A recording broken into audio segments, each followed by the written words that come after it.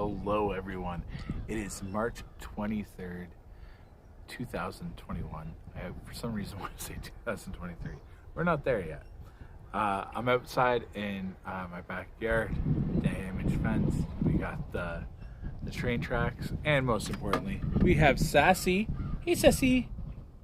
Yeah, she's sitting down there next to her ball and enjoying the nice-ish weather that we're having outside.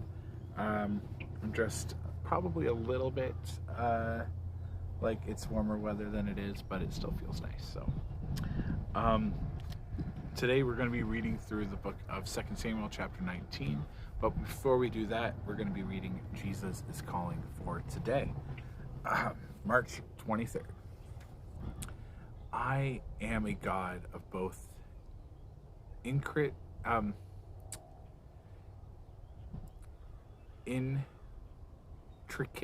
don't know why that word was so hard for me to say, but it was.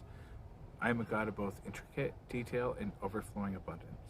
When I entrust the details of your life, when you entrust the details of your life to me, you are surprised by how thoroughly I answer your petitions.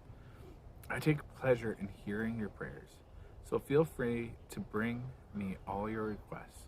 The more you pray, the more answers you can receive. Best of all, your faith is strengthened as you see how preciously I respond to your specific prayers. Because I am infinite in all my ways, you need not fear that I will run out of resources. Abundance is at the very heart of who I am. Come to me in joyful expectation of receiving all you need, and sometimes much more. I delight in showering blessings on my beloved children. Come to me with open hands and heart, ready to receive all that I have for you. That was inspired by 3 different sections of the Bible, and yes, I did forget to turn off my ringer. The first is, how precious is your unfailing love, both high and low. Among men find refuge in the shadow of your wings. They feast on the abundance of your house. You give them drink from your river of delights. For with you is a fountain of life. In your light we see light. Psalm 36, 7-9. I will bless her with abundance provisions. Her poor will I satisfy with food. Psalm 132:15. And then lastly, when they all had enough to eat, he said to his disciples, gather the pieces that are left over. Let nothing be wasted. So they gathered them and filled 12 baskets with pieces of 5 barley loaves left over by those who had eaten. John 6:12-13. And that's something that devotion is something that I've seen twisted in a lot of different ways. Wow. I lean back. I really lean back. And yeah, when like God has an abundance and like everything is his, and like, you know, hope and power and strength for this situation and that situation. Like, we still live our lives, but like I feel like I'm living such a much more full, enriched life since coming to God. But I'm not like, look at my fence. I'm not living a rich life. So, you know, don't get that necessarily twisted. If you know you're struggling to make ends meet, that doesn't mean that God doesn't love you or that he's abandoned you. And so many people have twisted some of those words in some of that ways into meaning like just financial gain, and that's not what he means. I'm sure you know a lot of Christians that are just full of hope and joy even in like bad situations, and I think that's more along the lines. Yeah, don't get me wrong, you're allowed to have bad days. It's just your bad days are a little less bad. Your good days are a whole lot more good. But anyways, let's get into the book of 2 Samuel. So the story so far in this section, David had a secret sin where he ended up basically raping and killing Bathsheba's husband. That got exposed, and then following in his father's footsteps, Amon ended up really lusting after his sister and raped her. And then Absalom was like, that's not just, and he deserves to die.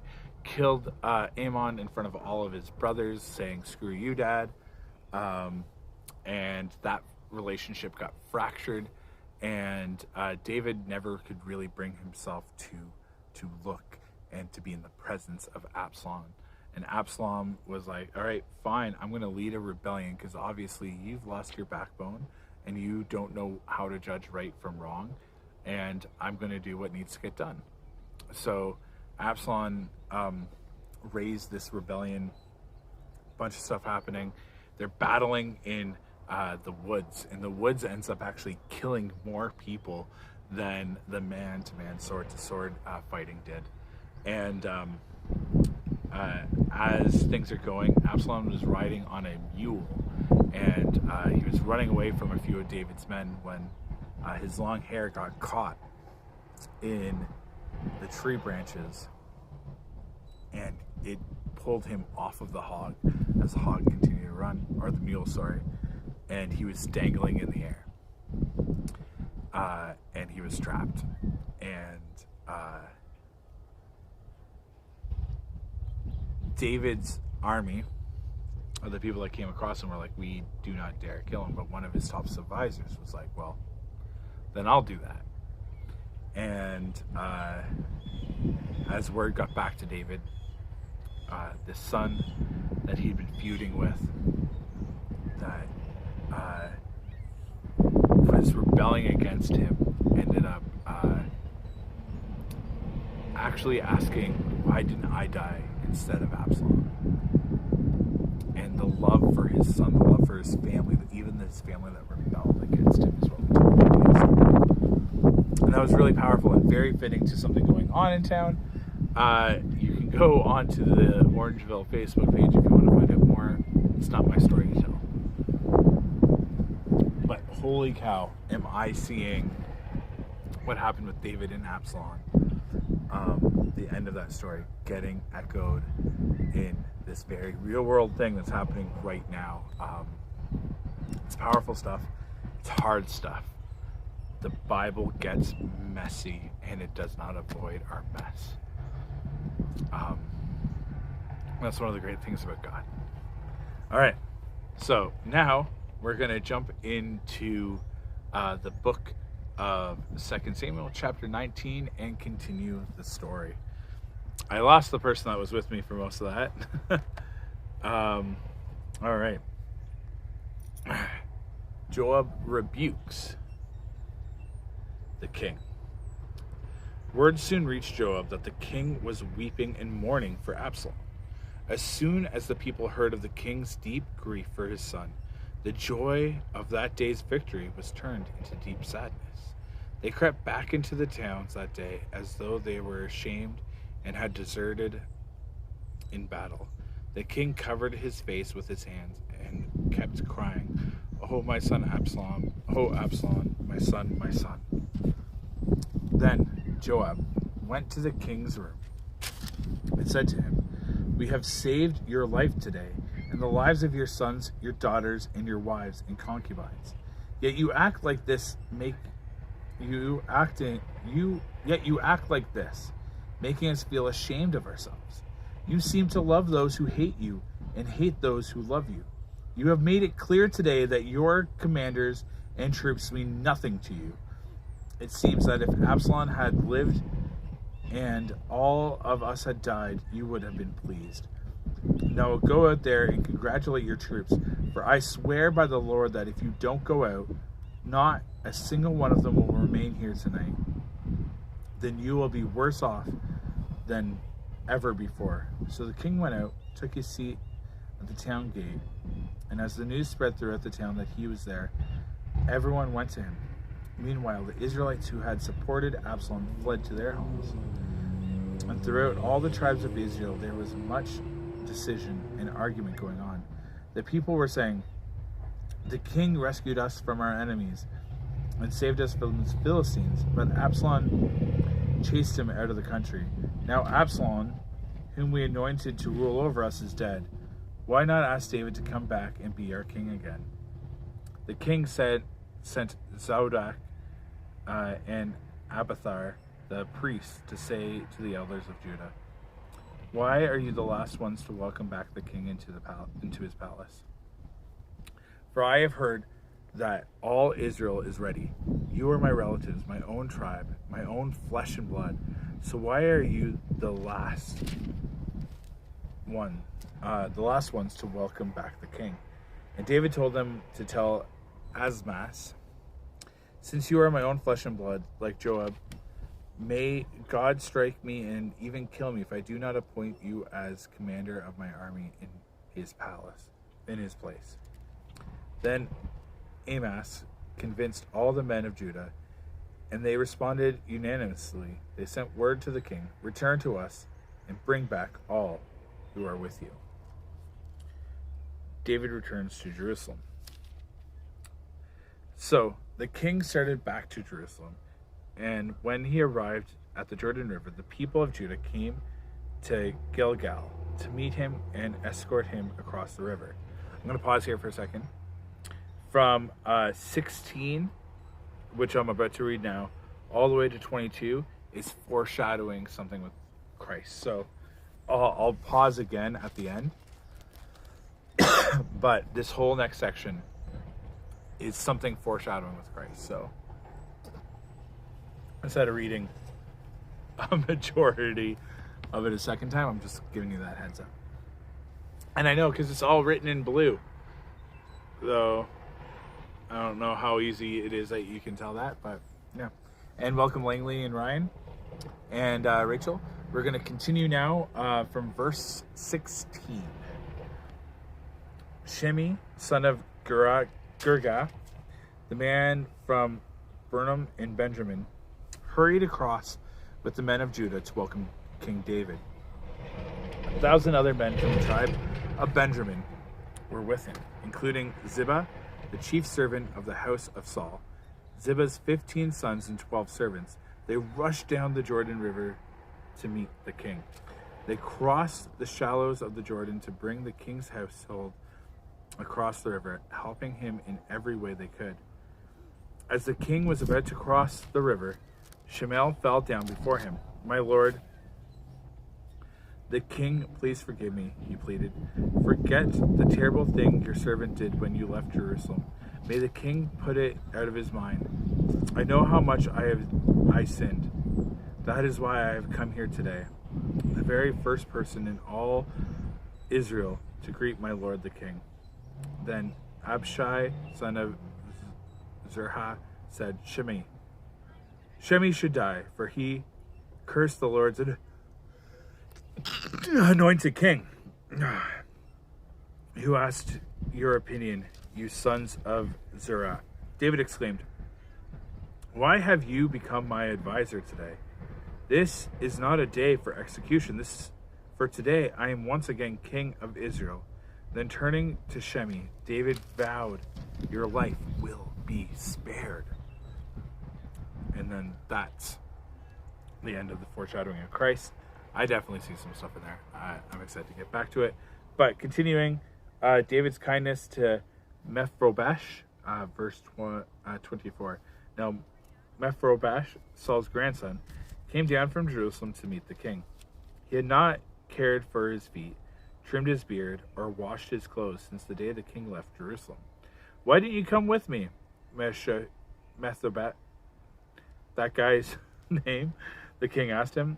Mephibosheth replied, "My lord the king, my servant deceived me. I told him, 'Saddle my donkey so I can go with the king, for as you know, I am crippled. Ziba has slandered me by saying that I refused to come.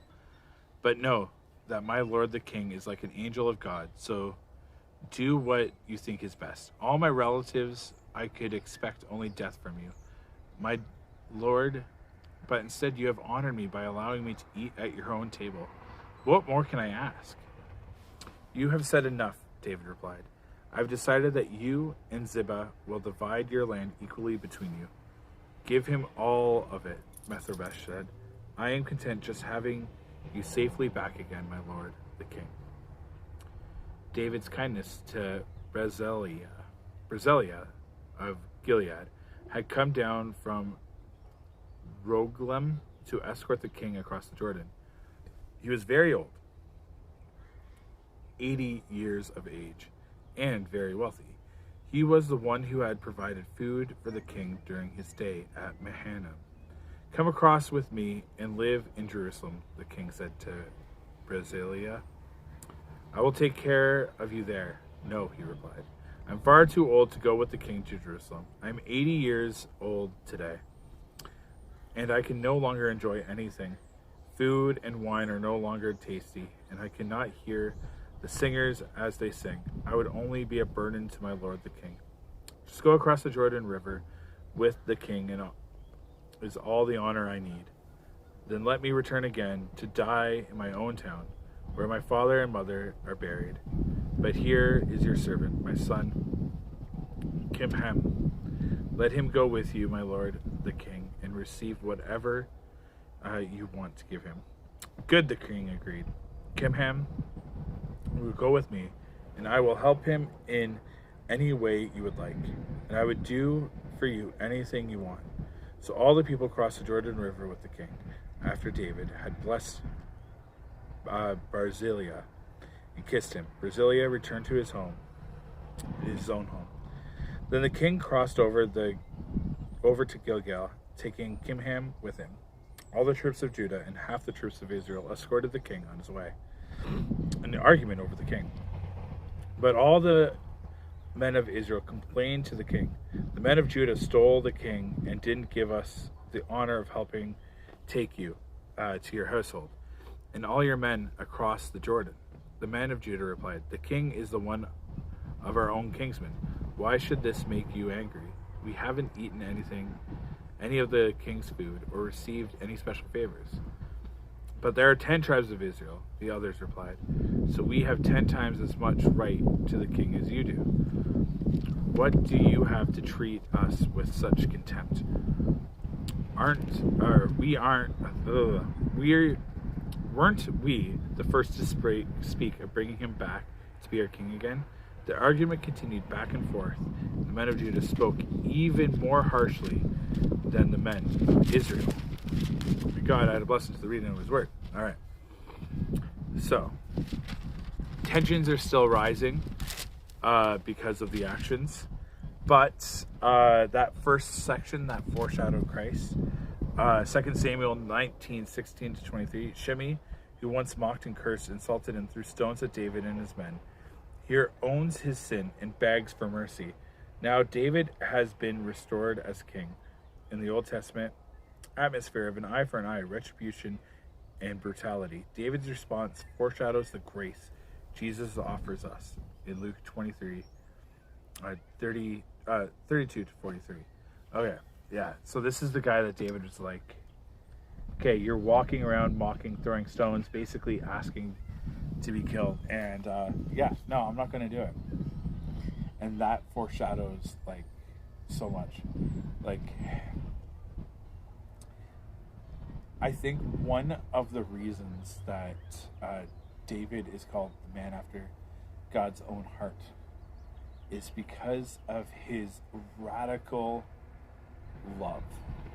Not that he wasn't above making mistakes, but he loved offensively.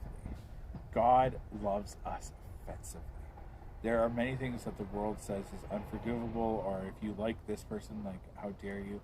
And the more and more like things are getting polarized in social media and online, the more that if you agree with one thing that someone says on the other side of the aisle, you get ostracized by your own team. And David's walking through that here. but he never loses sight and just goes along with what's popular.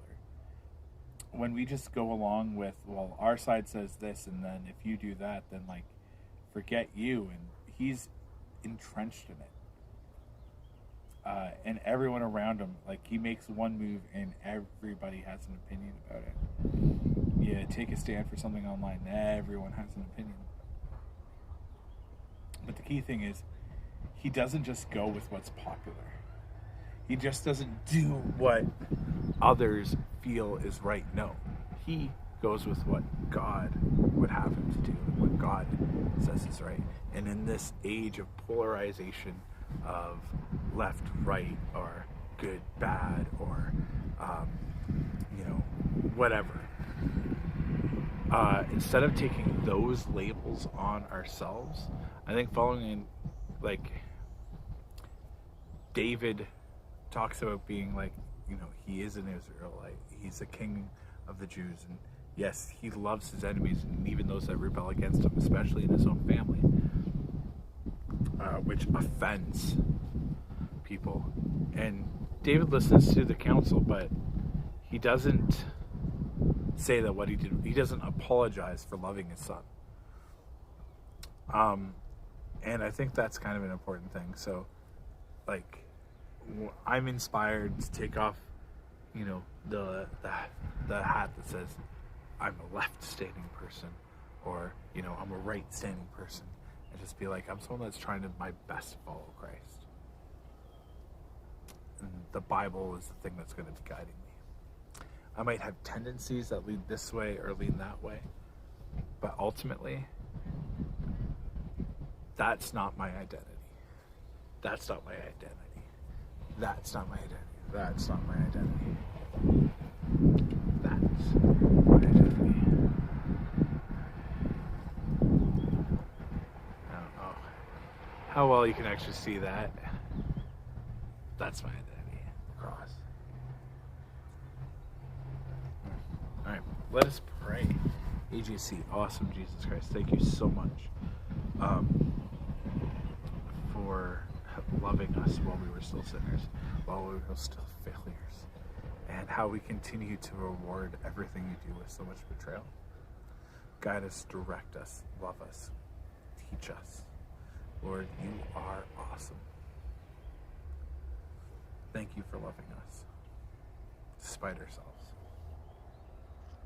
I thank you for the love here that you show to the person that's mocking you, that was throwing stones at David's people, that was mocking David, cursing David, and then later it's like you were like an angel.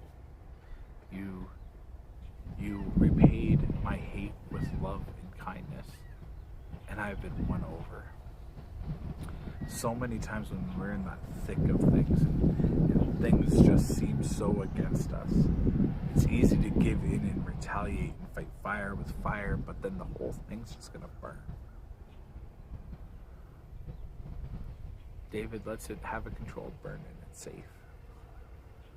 It's for your glory, and you ultimately get glorified at the end of it. Help us to not just fall into this camp and fall into that camp and want to be a part of this group or that group and just follow blindly with what's being said. But help us to focus on you, and may you help give us discernment in any and every situation. Thank you for giving us brains to think, and ears to hear, and mouths to speak, and eyes to see.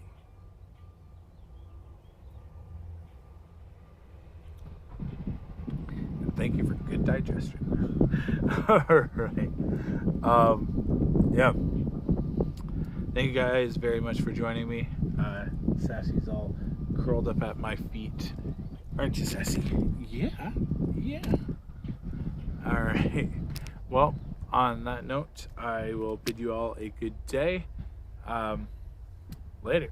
God bless.